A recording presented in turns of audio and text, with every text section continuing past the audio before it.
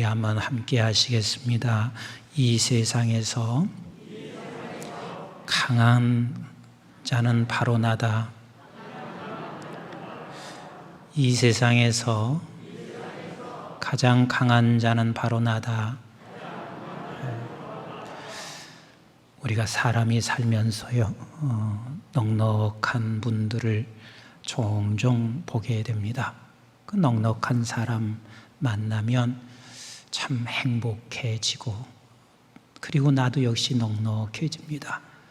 부부가 넉넉한 관계가 되면 그 가정은 행복한 가정이 되고, 그리고 이 정치나 곳곳에 교회도 마찬가지고 넉넉하고 여유로운 자를 만나면 참 행복합니다.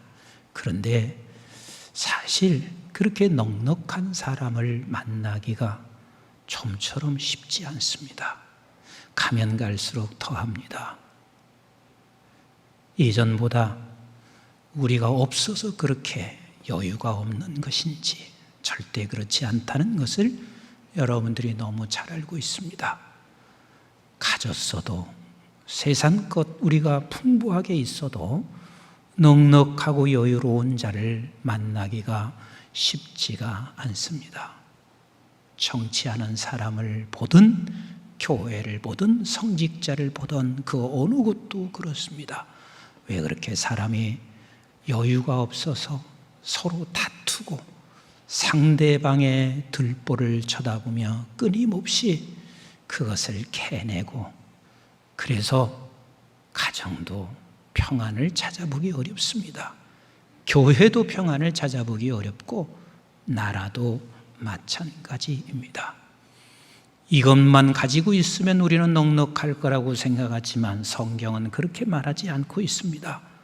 정말 넉넉하고 여유로운 사람이 누군지를 성경은 너무 말씀을 잘 해주시고 있고, 그리고 이렇게 넉넉하고 여유로운 자가 이 세상에서 가장 강한 자인 것을 드러내고 있습니다. 계시록 2장 8절부터 9절에 하나님은 이렇게 말씀하시고 계십니다. 시작. 서문화 교회의 사자에게 편지하라. 처음이며 마지막이요 죽었다가 살아나신 이가 이르시되, 내가 내 환난과 궁핍을 알거니와 실상은 내가 부유한 자니라. 자칭 유대인이라 하는 자들의 비방도 알거니와 실상은 유대인이 아니요 사단의 회당이니라. 하나님께서 서문화 교회를 향해서 말씀하시고 있습니다. 너 지금 현실은 고달프지. 환난이 내게 너무 많지. 그 환난이 많다는 이야기는 또 곤고한 생을 살아가고 있는 서문화 교회를 향해서 하나님은 내 현실, 보여지는 현실은 그렇지만 실상은 너가 부유한 자다. 실상은 너가 부유한 자다. 다시 말하면 이 실상이 네가 부유한 자란 말은 너는 실제 너 부한 자요. 그래서 너는 넉넉한 자요. 그래서 세상 속에서 네가 약한 자가 아니라 강한 자로 살아낼 수 있는 너 자신이라는 것을 말씀하시고 계십니다. 그러나 반면에 현실은 넉넉합니다. 그래서 넉넉해서 자기가 넉넉한 줄을 알고 있지만, 그러나 실상은 그가 가난하여 결국은 이 세상 속에 넉넉함을 보이지 못하고 살아가고 있는 라오디게아 교회를 향해서 계시록 3장 17절에 이렇게 말씀하시고 계십니다. 시작. 내가 말하기를 나는 부자라 부요하며 부족한 것이 없다 하나 내 곤고한 것과 가련한 것과 가난한 것과 눈먼 것과 벌거벗은 것을 알지 못하는도다. 너 실상은 가난한 자야. 네가 가지고 있는 것이 있어서 네가 부유하다고 생각하고 있지만 네가 살아가는 그 모습은 결코 넉넉하고 여유롭게 살 수가 없어 라고 말씀하시고 계십니다. 부부간에 살면서요, 돈이 넉넉하게 만들지 않습니다. 물론 조금은 우리에게 돈이 있으면 유익한 것은 사실입니다. 그러나 부부가 살면서 넉넉한 부부가 있습니다. 남편을 보며 넉넉하게 생각하고 아내를 보며 넉넉하게 생각합니다. 그 사람의 가정은 행복합니다. 매우 행복합니다. 그래서 남편과 아내가 서로가 넉넉하게 볼 수 있다는 것은 이것은 놀라운 축복이 아닐 수가 없습니다. 교회도 마찬가지입니다. 이 교회가 서로가 서로를 보면서 넉넉하게 볼 수 있는 교회라면 그 교회야말로 정말 행복한 교회가 될 것이며, 이 교회가 그렇게 넉넉하게 볼 수 있으면 그 교회를 통해서 하나님은 세상을 책임지게 만들어 가실 것입니다. 제가 지난주에 어떤 분께서 이런 말씀을 하셨습니다. 여러분들이 보실 때는 우리 장로님들 중에 뭐가 그게 넉넉한 자가 있나? 아니, 좀 장로님이 좀 잘 살아서 수십억 정도 교회에 톡톡 내놔서 멋지게 좀 일할 수 있는 장로님은 없나? 그렇게 혹시 생각할 분이 계실지 모르겠습니다. 그런데 지난주에 어느 목사님께서 그렇게 말씀하세요. 본인 교회도 수천 명의 성도입니다. 그런데 장로님을 한 분도 세우지 못했습니다. 그러면서 저한테 이렇게 말씀하세요. 임 목사님, 자기가 한국중앙교회 장로님들을 몇 분을 뵙고 또 목사님을 보면서 한국중앙교회 장로님 같은 분만 있으면 나 장로님 수십 분 세웠을 것입니다. 근데 이 말을 듣는 순간 우리 안에서는 혹시 모르고 있을 분이 있을지 모르지만 제가 기분 나빴겠어요? 기분이 좋았겠어요? 너무 행복했습니다. 우리의 넉넉함, 우리의 부유함, 돈에 있는 게 아니에요. 우리의 그 넉넉함은 내가 예수 안에 있다는 자체가 이게 얼마나 큰 넉넉함인지 모릅니다. 이 넉넉함을 가지고 우리가 교회에서 삶을 살아가며 또 가정과 이 민족 안에서 삶을 살아갈 때 하나님께서는 그를 통하여 하나님의 놀라운 일들을 이루어 가시는 우리 하나님이십니다. 오늘 이 본문은 세 가지 단락으로 우리에게 말씀하시고 계십니다. 하나의 단락은 야, 너희들이 이 세상을 바라보면서 네가 들보, 눈 속에 있는 들보를 보고 있을 때 내 눈 속에 있는 들보를 보라 하는 것이 한 단락이고, 두 번째 단락에서는 너는 어떤 열매를 맺을 자인 것을 말씀하시고 계시며, 그리고 마지막 단락에서는 너가 그 집은 반석 위에 지은 집은 결단코 무너지지 않는 집을 설명하시고 계십니다. 여러분, 우리 한번 39절부터 42절까지 같이 한번 보시겠습니다. 시작. 또 비유로 말씀하시되 맹인이 맹인을 인도할 수 있느냐? 둘이 다 구덩이에 빠지지 아니하겠느냐? 제자가 그 선생보다 높지 못하나 무릇 온전하게 된 자는 그 선생과 같으리라. 어찌하여 형제의 눈 속에 있는 티는 보고 내 눈 속에 있는 들보는 깨닫지 못하느냐? 너는 내 눈 속에 있는 들보를 보지 못하면서 어찌하여 형제에게 말하기를 형제여 나는 내 눈 속에 있는 티를 빼게 하라 할 수 있느냐? 외식하는 자여, 먼저 내 눈 속에서 들보를 빼라. 그 후에야 내가 밝히 보고 형제의 눈 속에 있는 티를 빼리라. 언뜻 우리는 이 말씀을 들으면 우리는 이렇게 생각합니다. 그리고 이렇게만 우리는 들어올 수도 있었습니다. 비판하지 말아라.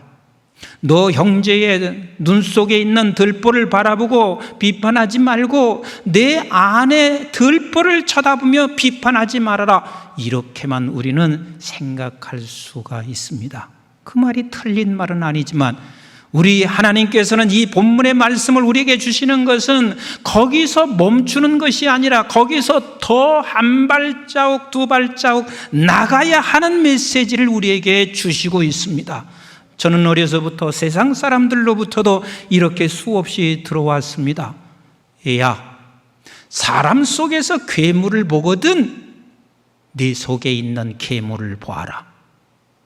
이게 믿는 사람에게서 들은 게 아니라 안 믿는 사람들이 그렇게 말하고 있습니다. 저 사람 속에서 괴물을 보거든 내 속에 있는 괴물을 보아라. 세상에서도 그렇게 말을 하고 있고 여러분 다른 타 종교에서도 얼마든지 그렇게 말을 하고 있습니다. 너 저 사람에게 괴물을 보거든 내 속에 있는 괴물을 보아라. 그런데 오늘 이 본문은요, 그것에서 멈춰서 그렇게 말씀하시는 우리 주님이 아시십니다. 더 나가기를 원하는데 너 저 사람에게서 죄를 보았느냐? 너 저 사람에게서 괴물을 보았느냐? 그러면 너도 네 안에서 죄를 보고 괴물을 보아라. 근데 그 괴물을 보면서 우리가 거기서 멈추는 것이 아니라 내가 저 사람 속에서 본 죄와 저 사람 속에서 본 괴물이 나에게도 동일하게 있었는데 나를 쳐다보니 없어요. 없어요. 무릇 온전한 자는 선생님과 같이 되리라. 우리가 저와 여러분들이 예수 그리스도로 말미암아 내가 나를 쳐다보니까 내 안에 있었던 그 어마어마한 괴물이 예수 그리스도로 말미암아 이 괴물이 사라져 있는 내 자신을 보게 되는 거요. 이게 기독교요. 이게 지금 오늘 본문이 우리에게 말씀하시고 있는 거요.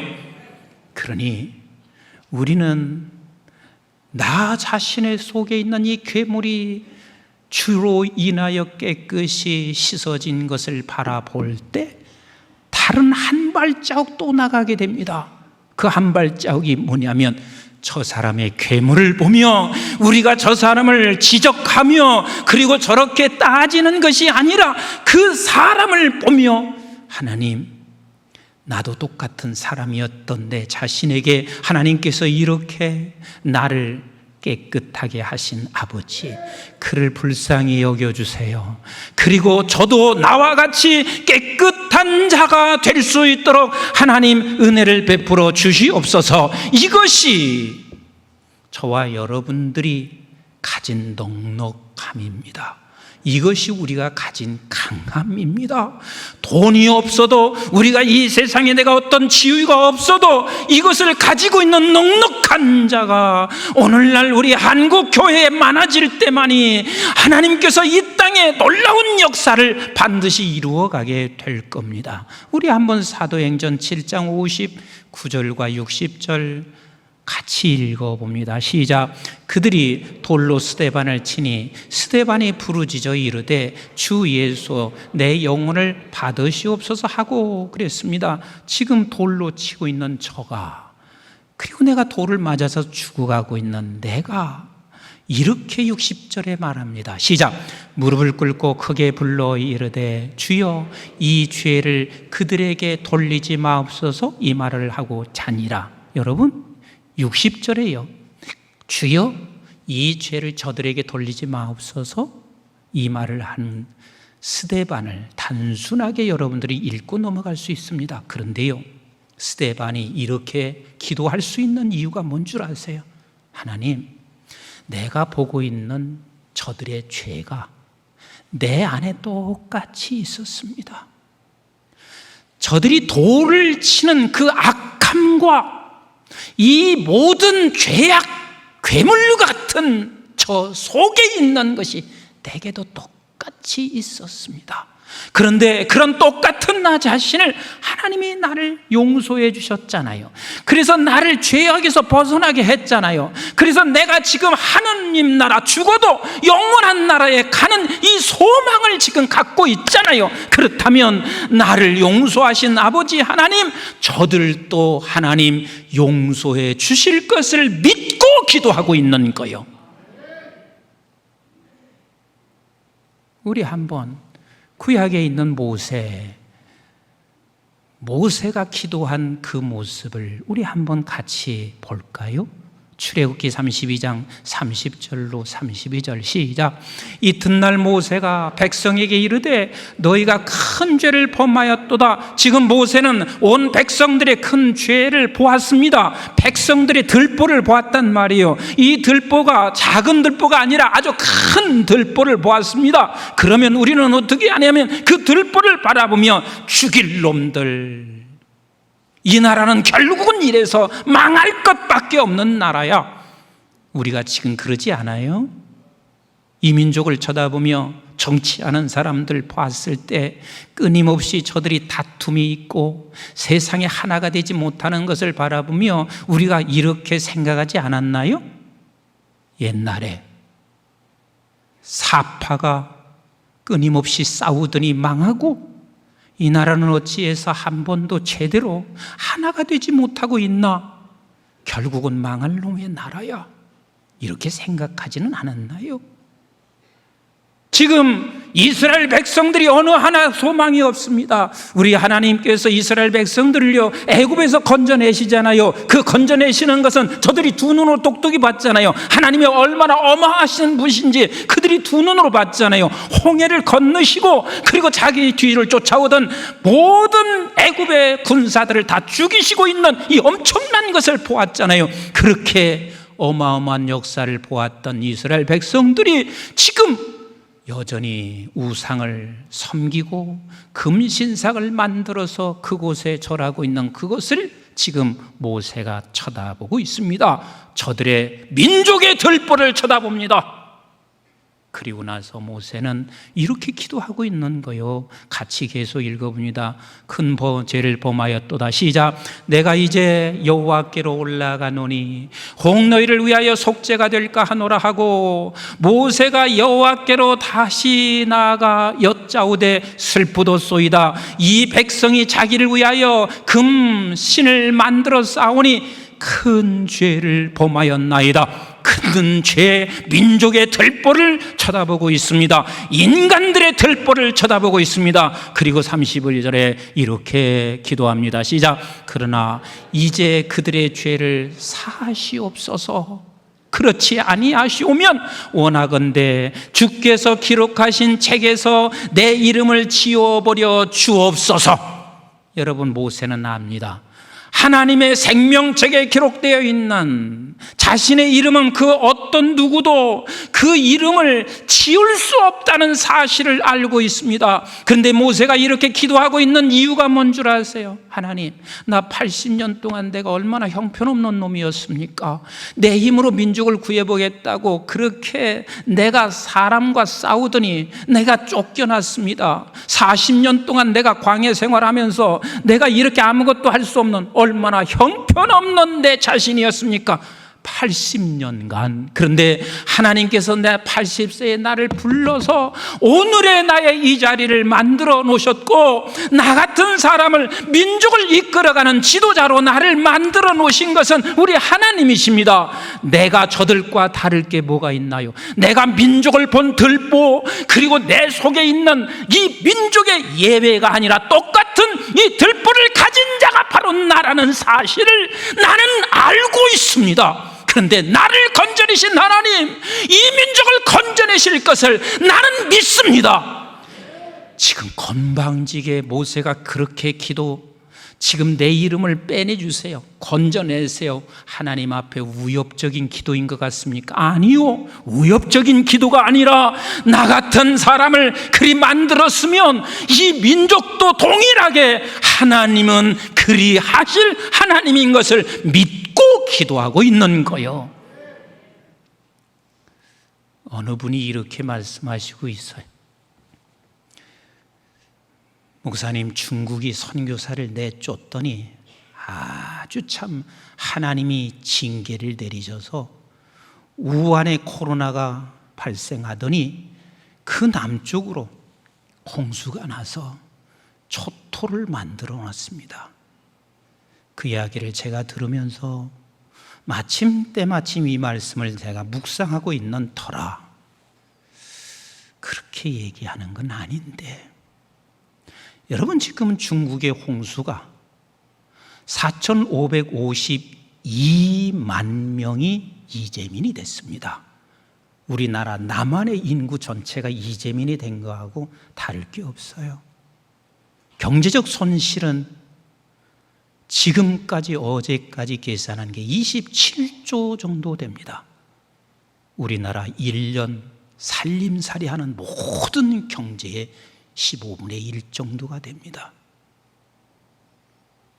그래서 그들에게 우리가 선교사 쫓아내들이 잘 됐어, 저렇게 징계 맞아야 돼. 그럼 한번 이렇게 그것을 민족적인 어떤 들보를 쳐다보고 우리가 이렇게 말하면 세상 사람과 다를 게 없어요. 그건 강한 자가 아니요, 넉넉한 자가 아니란 말이에요. 한번 돌이켜보자고요. 우리나라 선교사 얼마나 많이 죽인 줄 아세요? 얼마나 선교사들 내모른 줄 아세요? 똑같은 이 민족이었습니다. 선교사가 두른다는 자체가 두려움이었고, 선교사가 두르면 무조건 다 죽이는 나라가 이 나라였습니다. 근데 우리 하나님께서 이 나라를 이렇게 은혜를 베풀어 주셔서 세계 속에 하나님이 이 나라를 이렇게 세워주셨을 뿐만 아니라 지금은 이제 미국조차도 하는 말이 한국교회가 세계를 감당하지 못하면 이제는 소망이 없다고 할 만큼 하나님께서 이만큼 은혜를 베풀어 주셨단 말이요. 우리나라가 뭐가 잘해서 그런 것이 아니라 우리나라도 여전히 그런 나라였으면, 그러면 우리가 중국을 바라보면서 잘됐다, 더 큰 재앙이 내려야 된다, 벌을 받고 있다, 이렇게만 얘기할 것이 아니라, 하나님, 우리도 그 상황에서 이렇게 건져놓으신 아버지, 하나님이여 중국도 건져주시옵시고, 왜 우리도 건져주신 하나님이 그 나라도 건져주실 것을 나는 믿고, 그리고 전 세계를 건져주실 것을 내가 믿습니다. 이게 우리 믿음의 백성들이 한두 발짝 더 나아가야 하는 저와 여러분들이에요. 무릇 온전하여 선생님과 같이, 예수와 같이 그 자리에 우리가 나가기를 원하시는 우리 하나님이시란 말이에요. 그럼 우리 신약에 와서 또 한 분을 한번 볼까요? 로마서 9장 1절부터 3절 말씀을 같이 읽어볼까요? 시작. 내가 그리스도 안에서 참말을 하고 참말을 한대요. 조금도 여기서는 거짓이 없다는 말 아니에요. 참말을 하고, 시작. 거짓말을 아니하노라. 나에게 큰 근심이 있는 것과 마음에 그치지 않는 고통이 있는 것을 내 양심이 성령 안에서 나와 더불어 증언하노니, 나의 형제 곧 골육의 친척을 위하여 내 자신이 저주를 받아 그리스도에게서 끊어질지라도 원하는 바로다. 우리는 3절 그냥 놔둬보세요. 단순하게 이렇게 생각합니다. 바울은 되게 민족을 사랑했구나, 이렇게만 생각하고 있습니다. 예, 민족을 사랑한 건 맞기는 맞아요. 그러나 지금 여기서 내가 자신이 저주를 받아 그리스도에게서 끊어질지라도, 사도 바울은 당신이 끊어지지 않는 걸 너무 잘 알았어요. 왜? 로마서 8장 35절로 38절에 바로 9장 전 마지막 후반에 뭐라고 하고 있냐면, 그리스도의 사랑에서 누가 나를 끊을 수 있어? 환난도 곤고도 그 어떤 것도 그리스도의 사랑에서 끊을 수 없노라고 그렇게 8장 후반절에 말씀하고 있습니다. 그래서 끊어질 수 없다는 사실을 너무 잘 알고 있습니다. 그런데 바울이 이렇게 지금 기도하고 있는 이유는 뭔 줄 아세요? 내가 우리 골육과 친척의 그 들보를 쳐다보는데 그 들보가 내 들보야.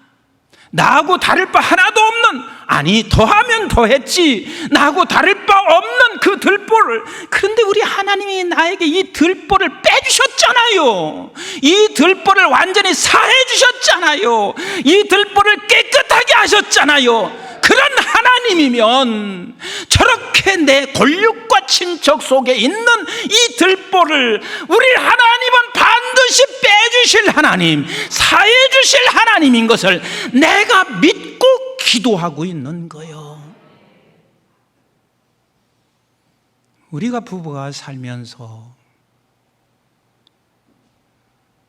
남편의 들보만 쳐다보고 참 불행한 것입니다. 의리의리한 집이 있으면 뭐가 필요 있어요? 돈이 넉넉하면 무슨 의미가 있어요? 또 남편은 아내의 들보만 쳐다보며 그렇게 살아간다면 정말 불행합니다. 그런데 남편의 들보를 보면서 하나님, 나도 저와 같은 나 자신을 건져주신 아버지, 건져주신 아버지, 사하여 주신 아버지, 하나님께서 반드시 내 남편, 지금도 저렇게 속썩이고 있는 내 남편이지만 하나님이 반드시 사하시고 건져주실 하나님인 것을 내가 믿고 아버지 앞에 나갑니다. 이게 우리의 그리스도인들에게 주어진 넉넉함, 이게 우리의 힘인 것입니다. 1779년 존 뉴턴이라고 하는 분이, 그 당시 영국은요, 산업혁명 이후에 한없이 갈등, 빈부의 격차, 이념간의 갈등, 어느 한 곳도 평안한 곳이 하나도 없었습니다. 교회조차도 그랬습니다. 그래서 그는 하나님이 어디가 계신가, 끊임없이 방탕하고 부도덕하게 살고 자기 멋대로 살았습니다. 그런 존 뉴턴이 주님을 만나게 됩니다. 주님을 만나고 난 후에 그는 바뀌어지기 시작합니다. 그래서 이 찬송가 작사를 하고 난 후에 그 당시에 침례 교단에 있었던 남침례 교단은 얼마나 핍박이 심했는지 몰라요. 영국 성경회가 공격합니다. 캐토릭이 공격합니다. 그래서 저들이 신앙생활을 그가 할 때마다 고난과 고통을 겪고 있는데, 그들이 수많은 사람들이, 나도 그곳에 갔지만 그곳에서 수백 명이 한순간에 저들이 다 죽어가면서도 이 찬송을 즐겨 부르면서 이겨냈습니다. 여러분, 저들의 그 큰 죄의 들보를 쳐다보며 저들이 이것을 이겨낸 이 놀라운 찬양, 우리 한번 305장인데 같이 한번 불러보겠습니다.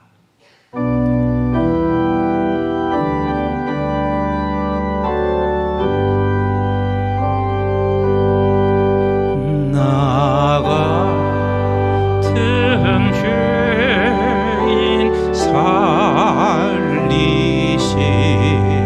주 내놀라와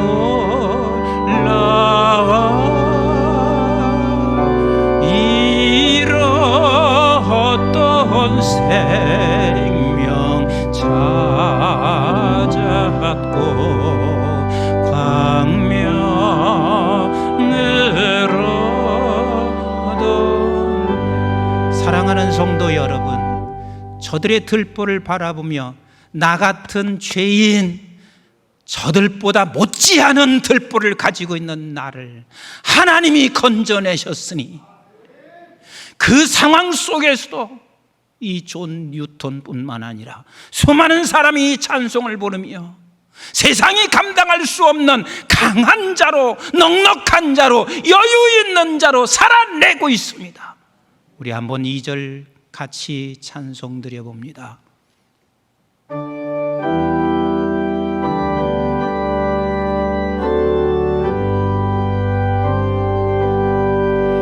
큰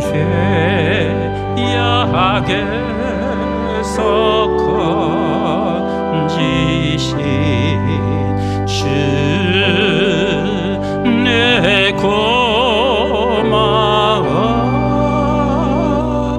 나 처음 믿는 그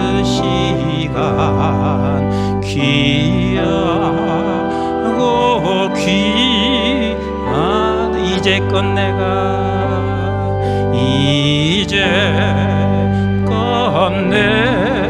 내가 산 것도 주님의 은혜라. 또 나를 장차 본 향해 인도해 주시. 거기서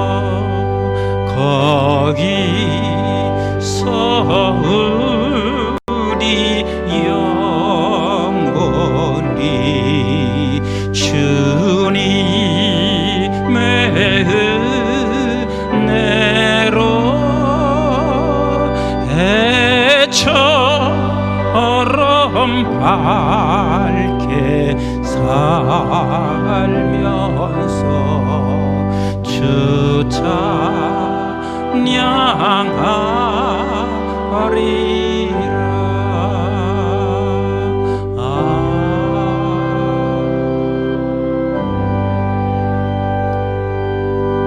이 세상은 눈만 뜨면 내 가정 안에서도 들보가 보여집니다. 나 들보 안 보게 해주세요. 그 기도할 필요가 없습니다. 안 보게 해달라고 기도해도 들보는 보이게 되어져 있습니다.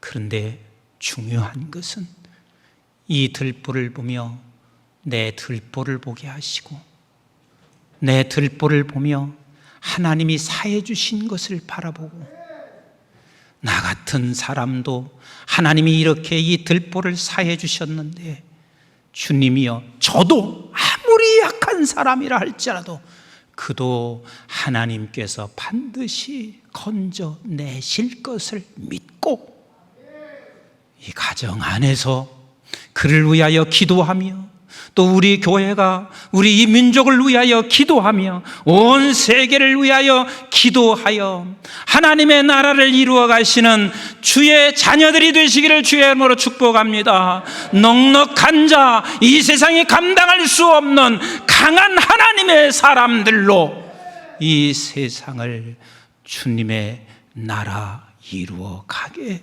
저와 여러분들이 이 교회가 쓰임받기를 주의 이름으로 축원합니다.